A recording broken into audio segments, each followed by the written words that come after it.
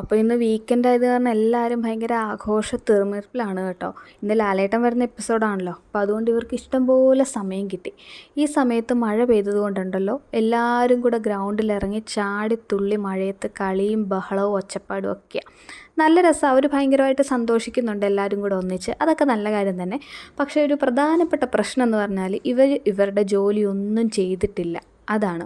അതായത് പാത്രം കഴുകിയിട്ടില്ല, തുണികളൊക്കെ അവിടെ വലിച്ചു വാരിയിട്ടിട്ടുണ്ട്, അടിച്ചു വാരിയിട്ടില്ല. അങ്ങനെ ഒരുപാട് പ്രശ്നങ്ങൾ ഇവർ താമസിക്കുന്ന സ്ഥലത്ത് ഇവർ ചെയ്തിട്ടില്ല. ഇവരെ ഏൽപ്പിച്ച ജോലിയാണത്. അതാ ചെയ്യാതെയാണ് അവർ ഈ കിടന്ന് കുത്തിമറിയുന്നതും മഴയത്ത് കളിക്കുന്നതൊക്കെ.